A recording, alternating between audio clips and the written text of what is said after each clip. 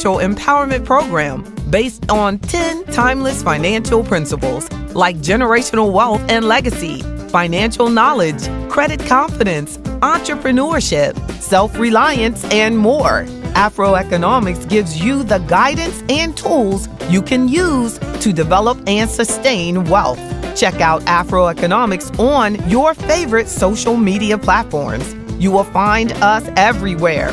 Plus, enjoy my weekly AfroEconomics podcast. There are many levels of AfroEconomics membership, including the free online access membership level called No Excuses. So make no excuses and check out afroeconomics.com today. Powered by JB Bryan Financial Group, Incorporated, a registered investment advisory firm. Hashtag AfroEconomics. How's it going? It is Wednesday, Financial Independence Day 2025. Yes, it's not July 4th. No, it is Financial Independence Day for AfroEconomics. Yes, indeed. Thank you so much. I see you out there. Make sure you share this, share it with your friends. Click like, even if you don't like, click like. Just be nice. Indeed. And I hope that you like it. I have a lot to discuss today. I don't know if you all heard about the Sean Combs P. Diddy verdict coming in. Definitely share. Let me know how you feel about that. I was pretty disappointed, on the charges that he does have, and but let it roll. Like it is what it is. I tell you, our finances. If we can protect ourselves from choices, bad choices, poor choices, selecting choices, just selecting, it's like huge responsibility that we have in what we decide to say yes to. And it's funny because last week I posted that video about and it was a short, and actually, AI went through my session and pulled out this one section of it and entitled it The Power of No. And I said, and it was talking about how it's important for us as we're trying to develop our financial independence to learn what to say no to. And a lot of times legal problems come from not being able to say no, not having the discipline. And a lot of times the problems that we face come from with debt, and a lot of what I want to talk about today is how important being debt free is for your, actual financial independence. And again, we're going along with the principles of AfroEconomics. Our Black Wealth Matters. Make sure that you get the book from the bookstore. And I do have to send one to the online company. So it says unavailable, but I kind of like that because hopefully it'll send you back to save money and come to the website directly. So you get to save money because the shipping is free. And then you get to I'll have a relationship with you because I can know who's buying the book. If you buy it from another source, I don't know who purchased the book. So I encourage you to go to the website, go into the bookstore and take advantage. There's key principles. The second principle of AfroEconomics is today, financial independence, self-reliance. And oh, I'm sorry. How you doing? I see you, Mr. Lewis. Thank you so much for sharing your day. We got to make sure that we take time. I definitely want to meet with you soon, Mr. Lewis. Thank you for being a member of AfroEconomics. You are valued. But a key benefit and the reason that I have the membership is, for us to have one-on-one time. And a lot of times people call the office 1-844 JB Bryan, and I tell them the key to doing a conversation together is to join the membership. That's what membership is all about, so that I can take care of everything effectively. there's often when people complain about our businesses, they complain that, oh, that person doesn't talk to me. Oh, I've never heard from them. Oh, I so and so. Like, the members of AfroEconomics don't say that, because I'm committed to taking care of them. And a key way that I've been able to take care of the members is by saying that the members come first. So my calendar is dominated by members because they've made a commitment to the business, to AfroEconomics, to the firm, to the 10 principles of AfroEconomics. And you deserve that. You deserve that. And I see now, in my firm, I started in 1995. But I see now a lot of doctor's offices are doing that for a lot more than what the membership is. These doctor offices now are charging like $3,500 if you want to have a personal relationship with your doctor. And every time I encourage my clients to do it, because that's the future. That is the future. They're not, on their visits, they're not making, any money. So now it's really hard for private physicians. And unless you want to, be stuck in the AI as your physician, if you want to have a personal relationship with your physician, like I am, I'm my client's money doctor, and they are working with a registered investment advisor. That gives them a huge step up in financial independence. And financial independence, remember, the second principle of Afroeconomics, not retirement. In my industry, they talk a lot about, retirement planning, retirement planning, because we make a lot of money on that concept. But you save your life with financial independence.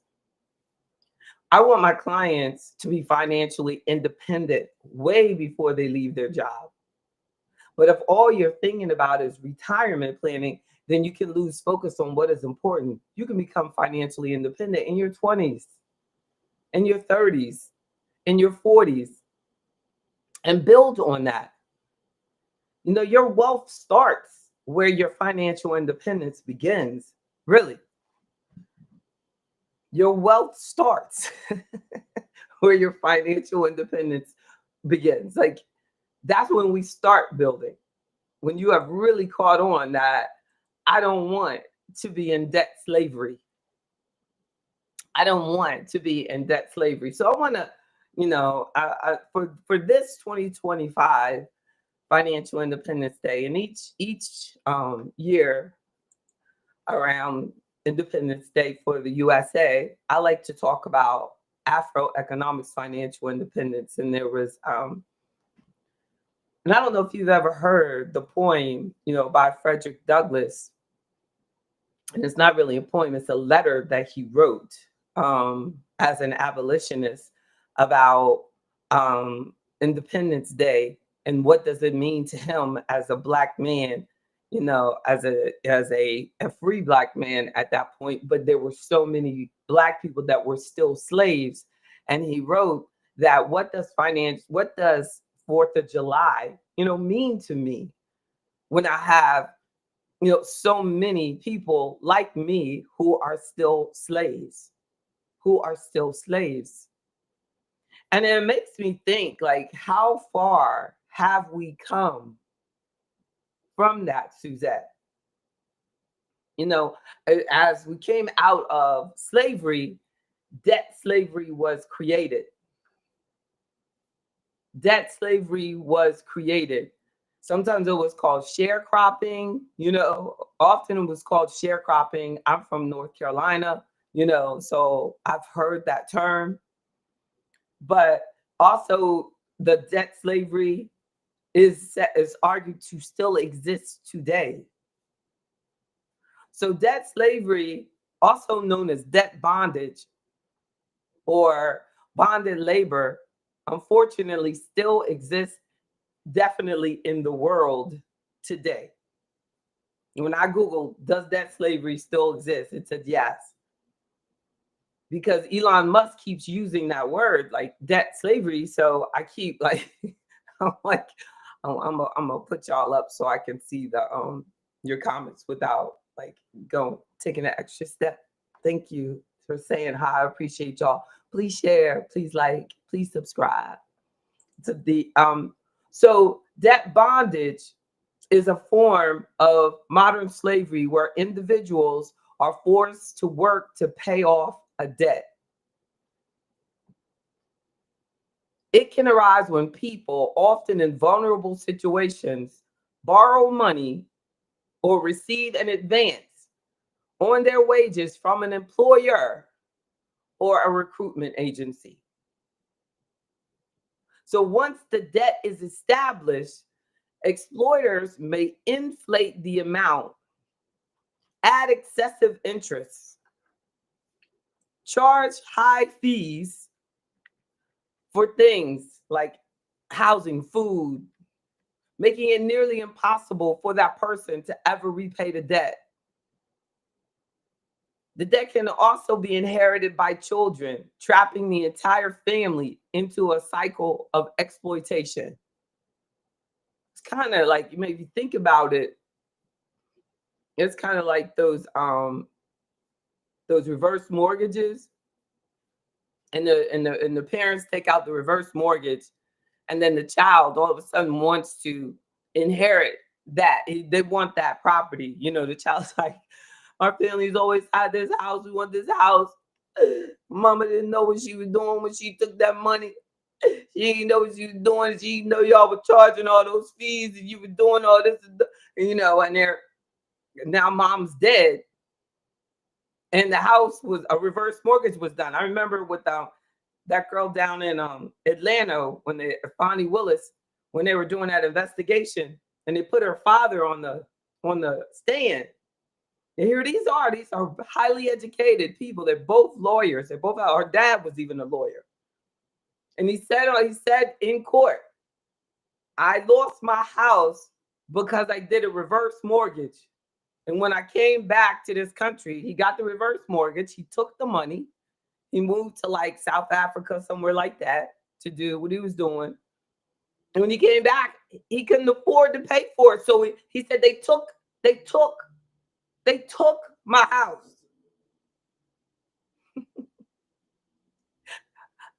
How we go to college and still feel like we don't have to take responsibility for ignorant stuff? You know, they took it. They took my house. Like, you know, no, bro. You signed up for something that you did not read the contract. You're the lawyer. You did not read the contract on your indentured slavery. That's modern. That's modern. That's modern. Because I mean, that house, you can do the reverse mortgage, and that house something could happen. A casino could be built next door, this and that, blah, blah, blah. It could increase in value. You still got to come up with that money if you want it back. And it ain't their fault. So the debt, bondage, debt slavery, no. And many laws are saying that you can't have it, you can't do it. All over the world, they say, oh no, you can't do it. Like South Asia, they have debt bondage is prohibited by international law, and many countries have laws against it. It's still deeply entrenched in certain regions. Exactly. For example, the USA, like that example I just gave. You can't afford it. The fees are too high. You know, I mean, I guess it could justify that it's not, you know, it's not that bad because we told you about it.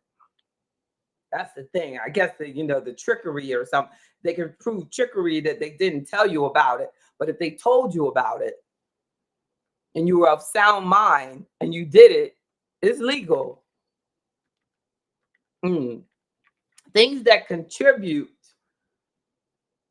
to the likelihood that you will be a victim of debt slavery or debt bondage are listed as poverty or lack of access to financial resources. Individuals with limited options may be more vulnerable to taking risky loans or advances from their employer. Makes sense, doesn't it? Remember those payday loans? I don't know. They're not in, I know they're not in Virginia anymore.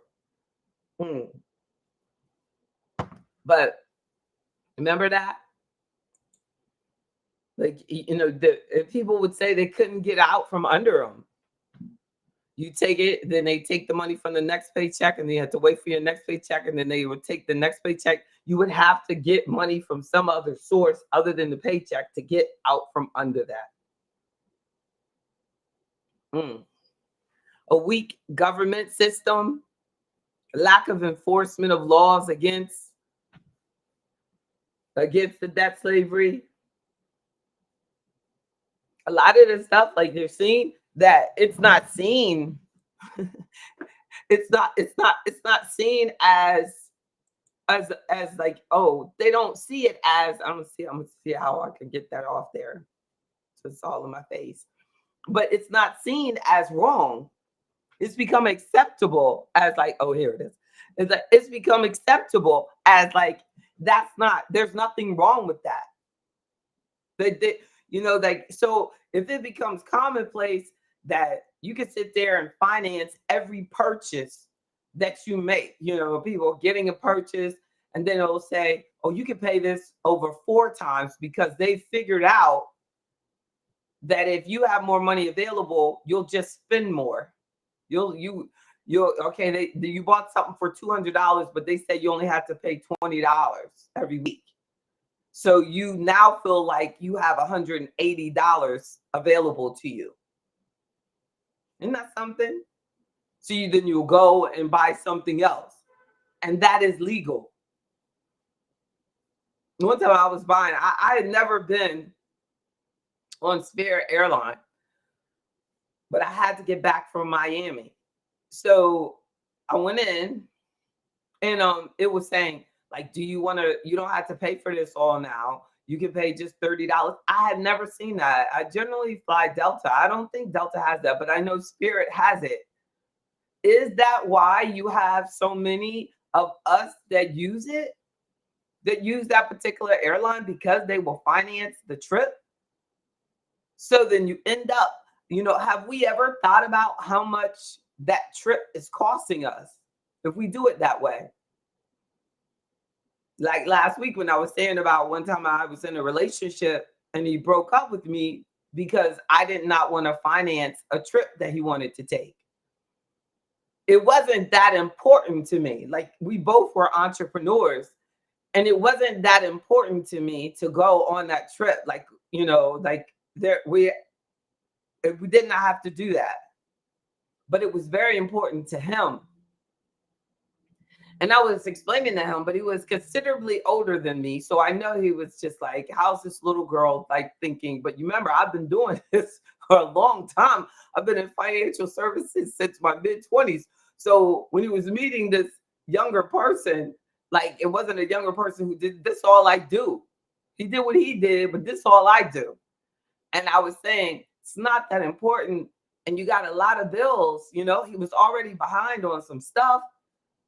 So then one person, when AI exerted that out and created this little short on YouTube, this man said back, so you're saying that if you had said yes to that credit card, that would have like been the most destructive thing that you could have done. Like, he was being really snappy. I don't know where that energy comes from.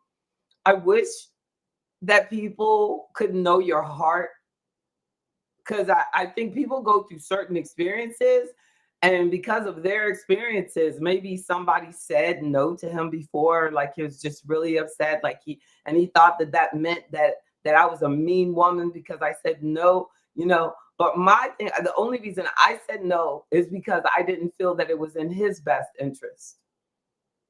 Because he wanted to, and actually he wasn't even trying to put it on my credit card. He wanted to put on his credit card. And I didn't think, because he was older and he had a lot more debt than I had. Like, I didn't have any debt. I started my business debt free. Like, I didn't have it. So but you easily, when you're in business, you can start getting in debt and accumulating. So to the brother that said that you think that could have been the worst decision in your life, yeah, it can, because every crack addict starts at some point, and they probably remember, right? God forbid, Willie Brown, right? Like, people can remember when your bad habits started. Like, I can remember, like, last year, and I did a couple of trips for work, and I started like eating at restaurants. So then I got back home and I kept on eating at restaurants, going back to bad habits. And it made me sick, and I gained like 40 pounds. No, and so yes, you can do one thing and it can be the beginning of a really, really bad trajectory. Yes. And I'm sure that if I don't communicate with that person, but I know he lost his business, and I'm sure it was connected to those type of habits and not having people around him. Like, it's very important to have people around you. My clients keep me wealthy because I'm surrounded by wealthy people. God is so good. I'm telling you, it makes a huge difference. If I were around a whole bunch of people who were broke, didn't think about financial independence, I would not be who I am. God saved me. God saved me. I mean, like, really, my parents were very educated, but they were not into this type of, like, financial strategies and things like that. So, most of my clients, they are much wealthier than my parents ever were, and that but did not spend the time that my parents spent in school and education. So I know that you can become highly educated but not understand the power of no. Sometimes people get involved in that academic system, and it pulls them away from their financial independence because they don't realize that they've made a career choice that creates income, and they want to create an image that doesn't match that income. No, so you can say, like, it's like when people finish college, like, they all of a sudden they think, oh, I'm so successful. So when they feel this success, so they start spending, and they feel like they have to dress a certain way, and they have to, buy a car, and they have to, because someone has told them that because they have this degree that they can't catch the bus, that they can't use public transportation, that they can't start at the bottom of the company and allow themselves to grow and learn and still literally see the benefit of the education. Because the benefit of the education is that you are teachable. That's it. To check out my video, I talk about that, like that, that it was like a video to graduates and things that they don't tell you when you're graduating. But and these are things that once we get into the world, like, we forget, Yes.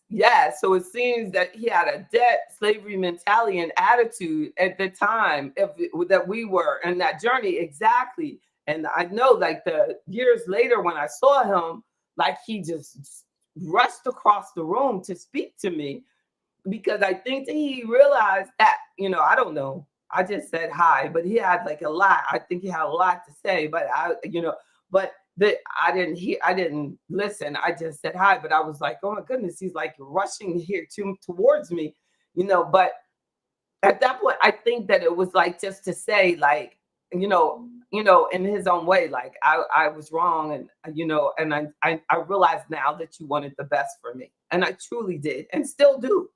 But that, just because we want the best for someone does not mean that they are the best for us. That it is very, very important to partner yourself with people that want the financial independence just like you do. If you've selected that you want and you enjoy doing nonprofit work, and you're leading a nonprofit and you don't want to be obsessed with money, you want to focus on God's purpose over your life, you need not spend time with people obsessed with salaries and making more money and doing all these things, because that's not what you've been put there for. Though I have been blessed, it has never been what is going to pay me the most money, what is going to get me the most money. Oh, I'm going to sell this, and as a registered investment advisor, everything is focused on the way God planned for it to be. As a registered investment advisor, everything has to be done in the client's best interest, even above that basic fiduciary responsibility. Fiduciary can go with just suitability. What I have to do is way past that. I have to put you before myself. And I find that very easy to do. As if I wasn't looking out for his best interest, even if we use that example, like, I could have said, yeah, do it. Like people do when you go to do things. And it's obvious, they see on the application you can't afford it. So what do they do? Oh, do you have some family members that you think will sign for you and co-sign and this and that? Because all they're doing is looking out for their best interest instead of saying to you, you know what? Why don't you just stick with what you got right now? But they're in sales. Exactly. So your financial independence is destroyed because you're sitting there putting yourself in a place where you really couldn't afford in the first place. Like in 2005, 2006, they would put anybody in a mortgage. Anybody.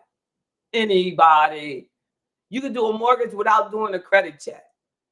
So then, so everybody was getting $500,000 houses, $1 million houses, everybody's kids showing off and this and that.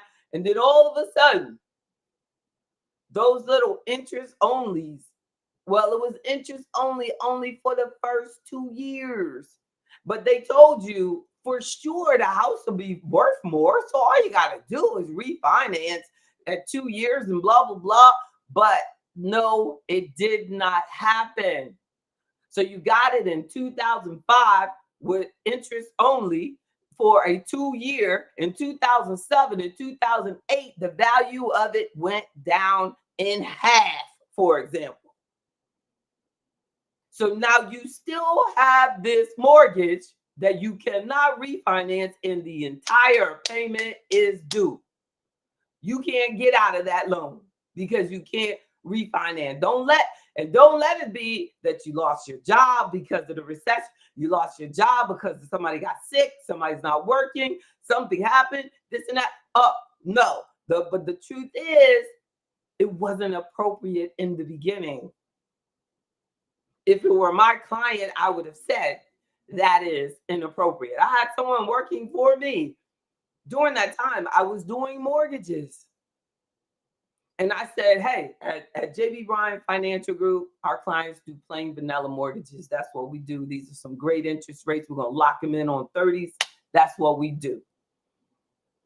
So person I brought into the business, taught him everything he knew. He said, I don't want to do that. So almost went to jail because he went over to another firm that was doing crazy deals. And a lot of them over there did. He might not have gone to jail because he might have been the witness and testified against them.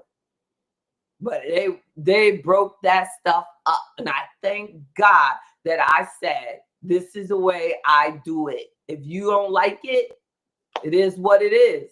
The power of no. There is no way that you can become financially independent saying yes to everything. Yeah, there's no way. And I don't even, it's just anyway. So we talked about the debt slavery. So I want to tell you what, from the Elon Musk perspective, this is what the data says. Elon Musk uses the term debt slavery to describe the situation in which excessive government spending leads to a crippling national debt burden for the country, for example, the United States. So he has used the term in the context of the debates about government spending and this one big beautiful bill. He argues that the bill proposes increasing the debt ceiling, the amount of debt that the U.S. will take on, and it will increase spending. It will accelerate America towards a state of debt slavery. So when he talks about debt slavery, he's talking about America itself being in a debt slavery position where interest payments dominate the federal budget. But I wonder how many Americans are in that same situation, because I'm telling you, it is by association. If you live in a country that thinks that it's okay, it thinks it's okay to just keep increasing the debt, just pay the interest payments. So I'm telling you about that interest only stuff. So that's what Elon Musk is saying. No. So even though he is not agreeing with Trump, he's disagreeing that we should be doing all that we're doing.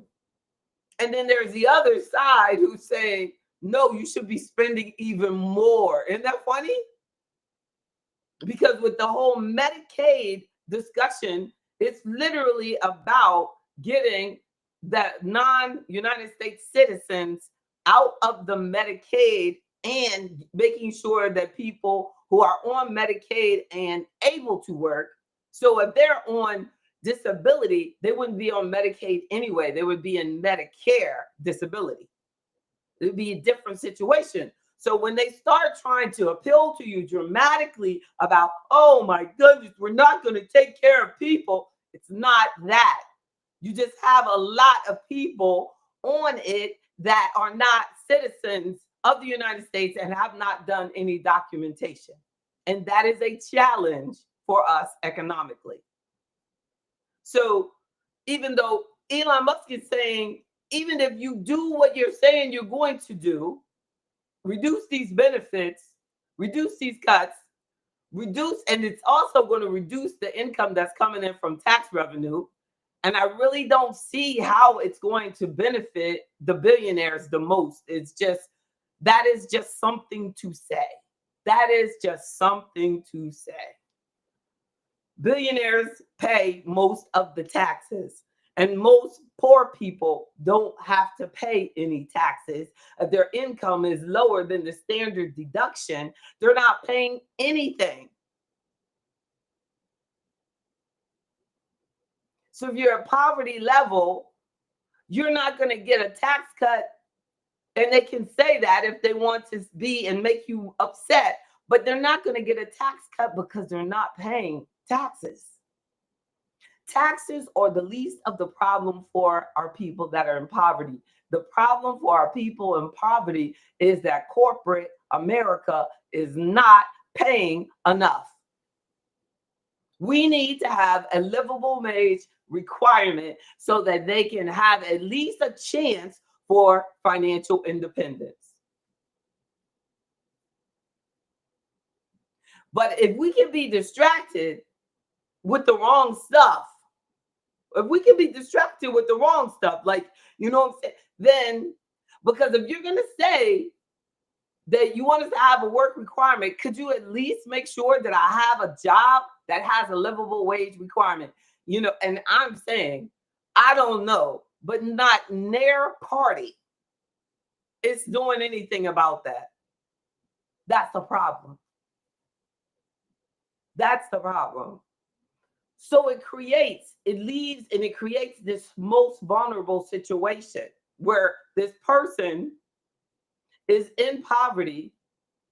They want to take a trip. They want to get clothes. They want their child to dress as nice as everybody else. So then you get this message that says, you don't have to pay $200 for this. You can pay $20 a week for that. And then at $20, then you got the shoes, then you get the shirt. Okay, that's $10 a week. And then then another $10 a week, I can get the socks and everything. And you go, oh, and people more than ever are putting groceries on credit card, and credit card balances are higher than ever. So Elon Musk, he focuses on the government. That's what he's supposed to do. But JB Bryan focuses on the person, and we have a problem. The problem is that we think that we should finance everything. And now we're living in a world that's not paying you enough. So it easily can get you into a financing everything mode if we don't change our mind and realize that materialism is killing us. And I really don't feel like they have research on like how much money does a person need to be happy. And we have this lie that they tell us that billionaires are actually the happiest people. Isn't that something? But they're not. It says that after a person makes like, or a household makes over like 150,000, the happy quotient is basically about the same. Maybe people are about, below 40,000 for the household, they probably are having some serious financial pressure living in this world.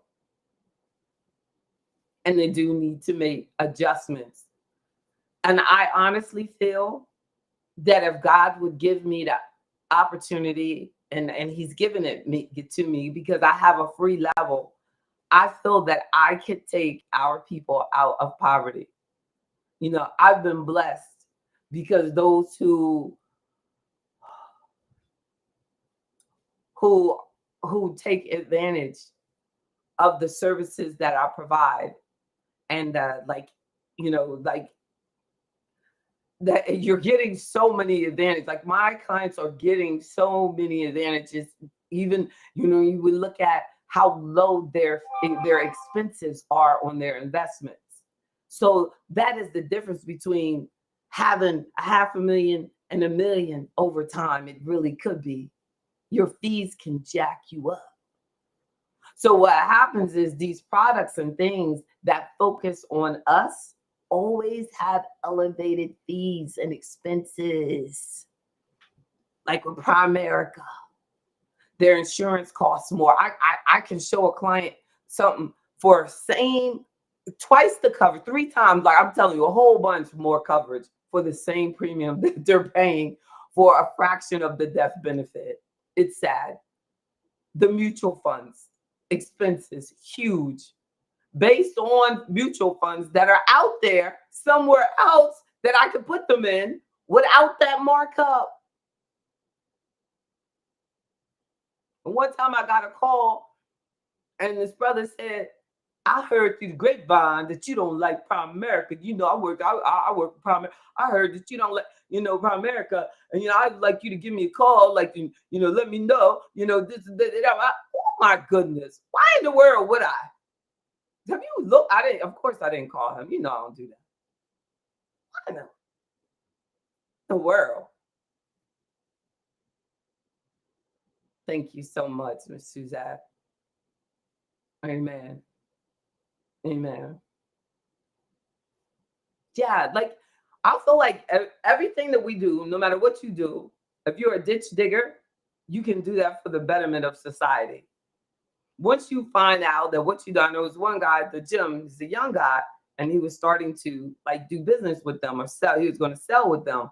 And I said, bro, I'm going to tell you, I would love to see you connect with a different organization. And their turnover is so high because of what? Once the person realizes that this is really not in the best interest of these people, this is not, like, but a lot of times our self-esteem is so low that we feel like we're supposed to be robbed.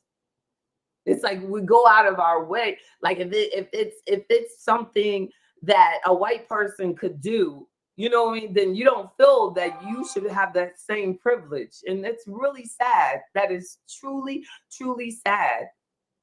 Because one of the best things that the Obama administration was trying to do was to require that anyone who worked with a retirement account from work, from a client, they had to be a registered investment advisor. So a lot of companies had to split up, and like you couldn't, like they were preparing, like that. Speak a little bit more on it, Mr. Right? Look, I gotta protect myself. Look, there's more of them than there is of me. But God is bigger. No weapon formed against me shall prosper. They know they're wrong. Look up the numbers. And yes, and definitely if you have something like that and you want me to look up, I will show you. You'll be devastated. You'll be sitting there crying, Mr. Brown. If you have something, when I show you how much you are paying. And the scary part is I have seen their stuff connected with some school systems. Of course, it's only Black school systems.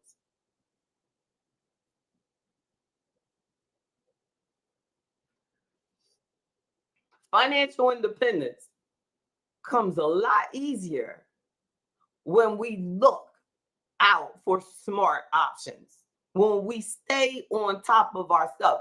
Like your money, you cannot just set it and forget it. You did something and you just still adding to it. You know what I mean? You 40, 50, and you did it when you're 20s. Like I posted a quote the other day from Muhammad Ali. He said, if you still think the same way you did at 20, at 50, you know what I'm saying? If you still think the same way, then you've done nothing. That's what Muhammad Ali said. And it's the truth. Like if you still invest the same way, that you did at 20, and you 50, 60, things change. Not every quarter. You got somebody's calling you trying to change everything every quarter, but you change. Babies come, whatever. This and that. Think stuff right.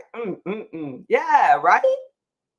Yep. A.L. Williams, boy. A.L. got rich.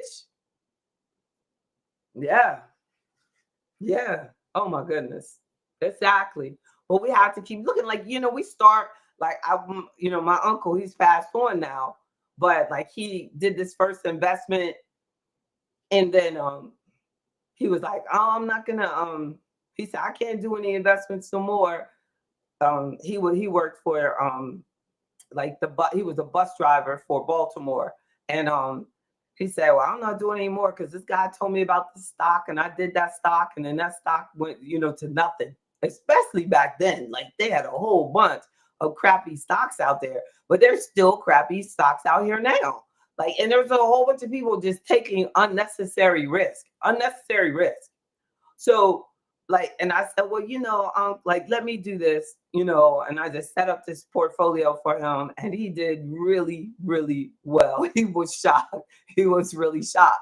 But it took a long time for him to have the nerve, to try again because of that really bad experience that he had. So it's like, just because, one thing goes wrong, like people do that a lot of times, like with marriage, and they go, like, I was looking at this thing today, and it was saying that, marriage is horrible and that men should not get married. And, but yet research shows, I'm telling you, it's true. Research shows that the happiest people are single women and married men. Married men are some of the happiest people on the freaking planet. And some of these people, unmarried, are trying to convince unmarried guys that they should stay in that probably unhappy state. And it is the truth. It is the truth. Like, it is such a huge blessing for a man to get. The Bible says it. You said, you know what I mean? You find it a wife, you find it a good thing. It's true. I mean, when I was married, I was cooking and cleaning and making money and paying most of the household bills, if not all. Like, I mean, Lord, these men nowadays, they can really do well by getting married. Even the Wall Street Journal said that. You know, even married people are more likely to be a millionaire than single people. But granted, when you're married, you're going to need twice as much because you got two people to take care of. So we got to remember that. When you're single, you don't have the same need either. But it is easier for them to accumulate if they're on one accord. But it was talking about that NBA player. They keep talking about that where he broke up with the girl that's a singer and now she's an actress and that he had to give her this and this and that and blah, blah, blah. Like, it is so easy for a young person to come back from that divorce early in life. As you get older, it's harder to recover when you're splitting everything in half, but you got to remember, you're not going to need as much. But then Jeff Bezos saves the day. Saves the day. I don't know if y'all know who Jeff Bezos is. He just got married. I mean, he's one of the richest people on this planet. And he got married to a grown woman with 3 kids, 2 different men, and he's happy. And I can tell he's happy. And he knows what? He's probably seen the research that married men are happier. Yes, things can go wrong. But the only thing that you're giving up is what was accumulated during that time. And if it seems like she's getting more than what he's getting, there's always a rationale behind it. There's always a rationale. It is not, the system is not designed to like really, tear the person up. It's just that some people don't see the value of what that person contributed over those times and years that they spent together. But it does make a difference. And you did stay. So you've been together for 10 years and you've accumulated, you had 10 million at the time you got married. And at the end of the marriage, 10 years later, you got 100 million. So all you have to do is, if you do go for 50-50, is split that part. Split that part that was accumulated from there to there. She was there. He was there. But I'm telling you, as far as like splitting assets, I think that women make that, they really, it's much harder for them to accept.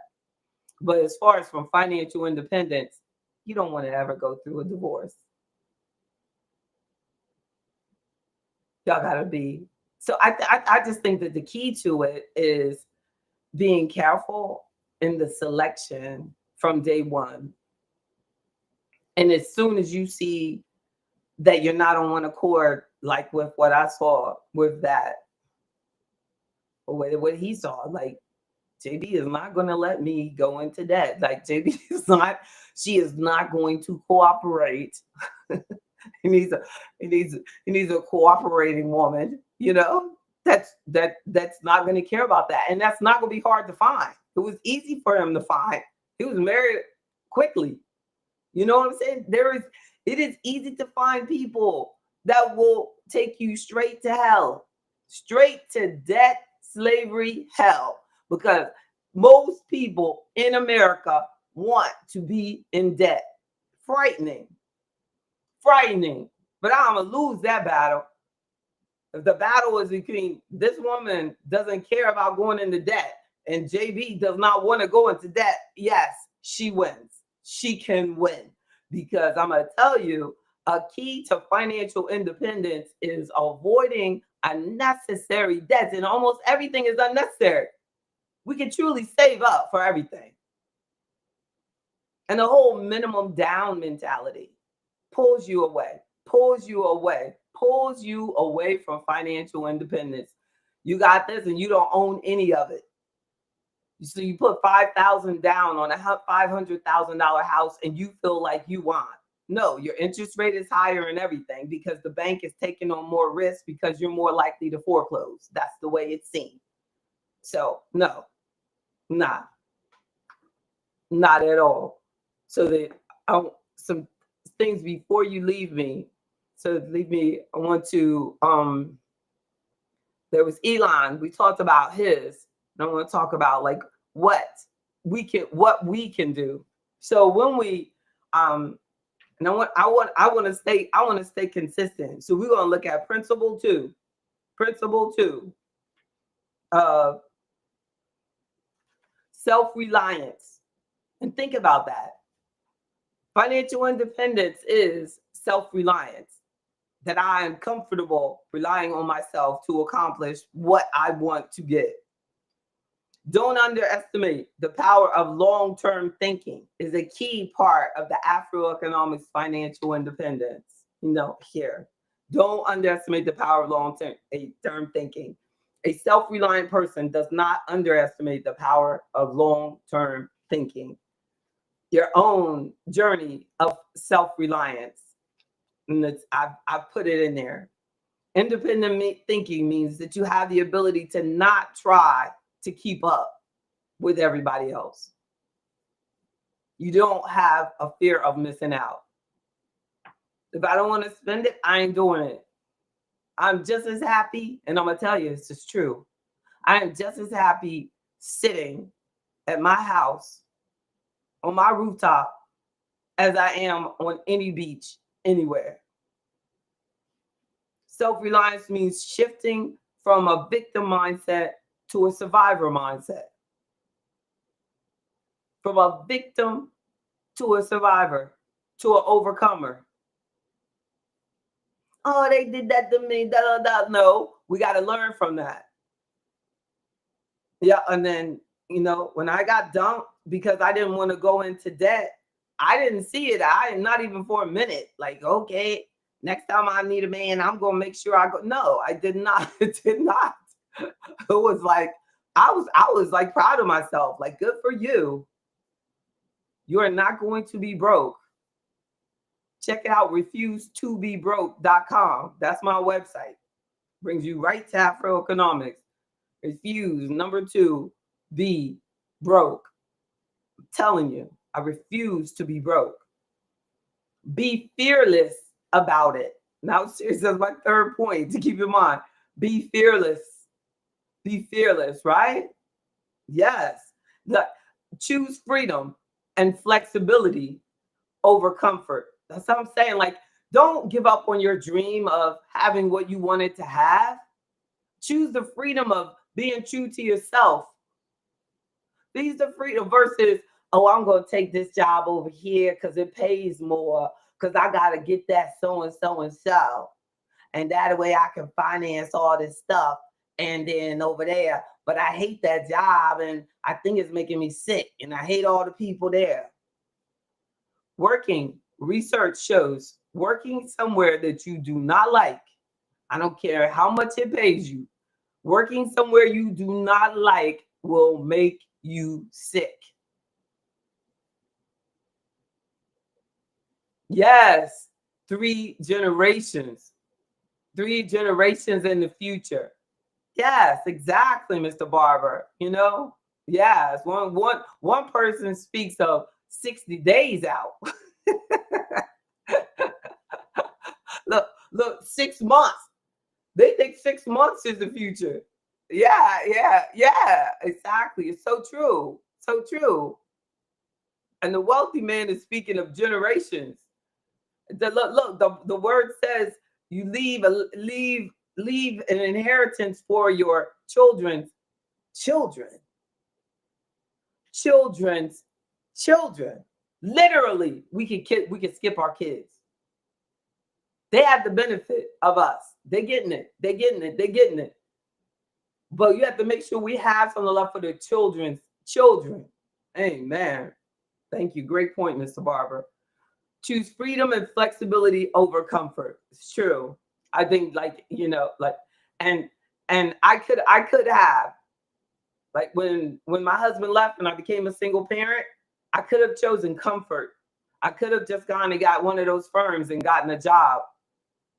But I knew that I wanted the freedom and the flexibility of having my own business too, so that I could be a good single parent. Thank God that my business was like 10 years old, when my daughter was born and that happened, because that allowed me to feel a little bit more confident that, okay, I can do this, I can do this. But the sacrifices were continuous. The income that I had to sacrifice in order to focus on being a good parent and keeping my business. Everything went into the business. Everything. Like in that took some big sacrifice, some big choices. But I don't regret it at all. But there are, but when you choose freedom and flexibility, it comes with sacrifice. You're giving up the comfortable choice. Mental and emotional health is just as important. You know, I had a book. Mental and emotional health is just as important as financial wealth. Let's remember that. I needed to look at that again. Reading my words. You must have the ability to stick to your plan for your life, regardless of how many people are not seeing things your way. Stick to the plan. You want it, you get it.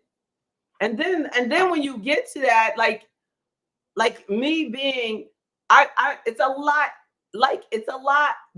lot easier for me to accept my solitude, my singleness, because I know that I had that plan, and I trust God enough to know that I am here because of the choices God told me to make. I am here. So I find so much joy. It's like, I don't look around and go, oh, 30 years, you did this business. You ain't got no man. You ain't got, you know what I'm saying? No, and no. I see I'm financially independent. I can go and do my track meets. My daughter is doing great. You know what I'm saying? She's doing her thing. She's prospering. She's on the dean's list. Like, God is good. God is good. Everything is about our perspective, right, Ms. Davis? Yes, indeed. Your book is coming, and the t-shirt, and all the books.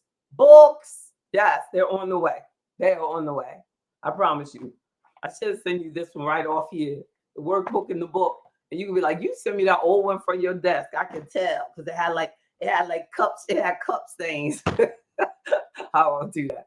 I can't move this one, because I would be mad and I'd come on to do this and I'd be like, oh man, I sent that to Ms. Davis. Never move your stuff. Have y'all ever done that? Like, never move your stuff. Oh my goodness. There's so much truth to that. Like now, like I only use my glasses to drive. I don't need glasses to read or anything. And then when you take your glasses out of your car, the disturbance that it can create. And then I have some shades with medicine in them. So I have to go find the medicine shades, and it's like 5 o'clock in the morning and shades in the dark. Like, so it's like, no, wherever you put your stuff, keep your stuff there. Check on your stuff, organize your stuff. It's like, something about growing up and you start living more intentionally. Like, I used to have clients like that. And they had like everything so organized and everything so right, and they kept up with their stuff. You have to do that. It has helped me so much to imitate that behavior. Like, Miss Davis, she keeps her guns over here, her cash over here, her this, what I'm saying? And then sometimes people are like, oh, they so and so, but no. You want to be financially independent? That's where we gotta be. You got to keep up with everything. And it transfers over to things like, log into your account all the time. Log in, keep up with your stuff. Make sure you know what's going on. Like I can't tell you enough. The financial independence is a daily commitment. You want to be able to be completely self-reliant. You want your effort, your assets to be able to take care of yourself.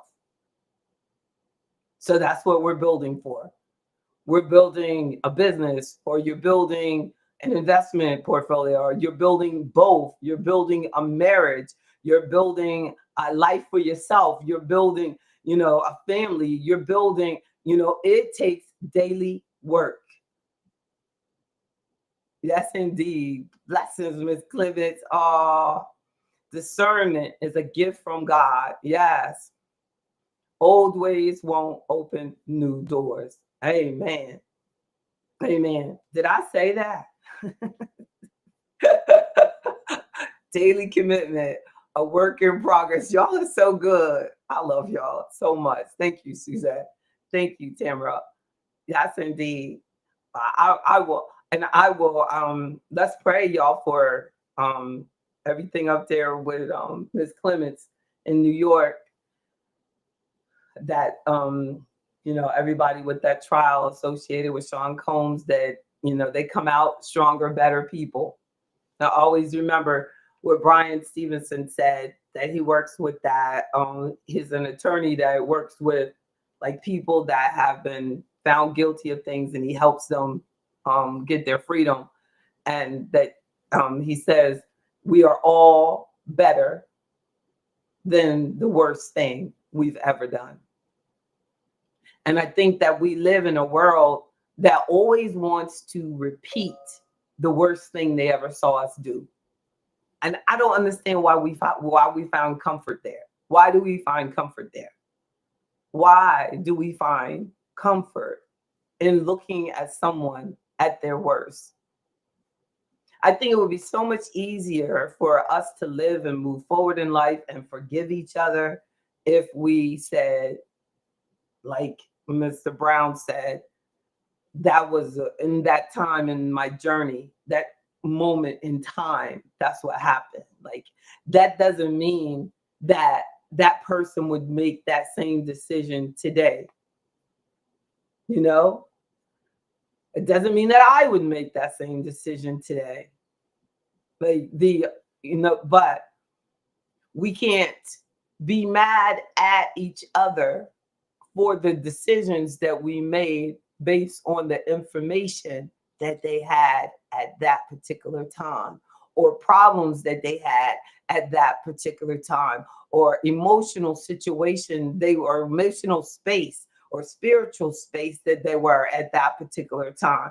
Because I heard they were saying yesterday that Sean Combs said to his family, let's pray over my family and this and this and that. And then the person from the podcast said, now, of all people, why he going to be up there thinking, and that's really sad. That is really sad. That really hurt me. I had to turn off the podcast. I don't think I can ever even watch the podcast. I get it. And I wanted to say something, but I didn't. But it's just like, God loves the least among us. And sometimes we have to go through the worst thing in our life to become the person that God was working on us being. I mean, literally, that thought almost brings tears to my eyes, but it's the truth. Like, you know what I'm saying? Whatever doesn't break us, it builds us. It builds us. God bless y'all. And I'll be, we probably won't meet on Friday. I don't have anything else to do, but I'm going to act like I'm busy and not meet on Friday. I'm gonna try really hard not to have the members only on Friday, so that y'all can think that I really have a real life. Like, yeah, I'll be like, Lord, she gonna make us come in here on Friday. I don't know, but I miss y'all when we don't meet. And last week's track meet was fantastic. I got like 4 golds and 2 silvers, and on one day, so I did 6 field events, and then the next day I did the 100-meter and the 100-meter sprint and the 4x100 relay, and that was good. Yeah, and I got silver on the straight 100-meter, second place, and I'm like 5 seconds. I'm 5 seconds faster than I was when I started did my first run in 2023. And it's something, I'm getting faster. Just like God promised me. He said, stick to it. But the and in the relay, I feel like I ran faster than I did on the straight. Because the relay, like they had me starting and I didn't want it to get behind. I didn't want them to get behind because of me. So I was going. And the girl in the other lane, she was like, she's in her 30s. So to me, I felt good that I was holding my own because she didn't catch me till we were handing it off. She was like, Jay, you were really going fast because so I can't, I'm happy to see what God is doing with this. And with my super weight throw, y'all, I have I'm in world ranked. I'm in the top 10 in the world, like number 8 with my super weight throw for 2024. They have that. Those numbers. We don't have everything. And my super weight is now longer than it was last year. So I'm interested to see how 2025 is going to come out.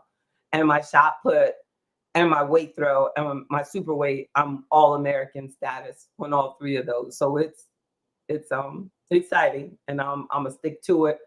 And it has been great for me mentally as much as physically. It really has helped me. It really has helped me. And I need those to look forward to. I thank God for the health. I thank God for being able to take the pain. Indeed. Thank you, Suzette. That really means a lot to me. Thank y'all for listening. The direction of financial management and debt reduction is awesome. Yes. Oh, thank you. Thank you. We're gonna get it, Dave Bay. We're gonna get it. We're gonna get it. And I'm sorry, Dave Ray. And I'm going to stick to the plan.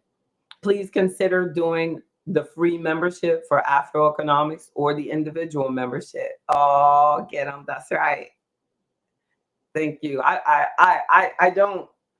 don't feel well. I started catching up with me 2 days later. What would that be like yesterday? And I started not feeling that good. So I'm trying to hydrate. It was so hot. It was so hot. It was just so hot. I'm not exactly sure why I don't feel good, but it's probably because of hydration. So I'm trying to drink, but I refuse to say it's because of my age.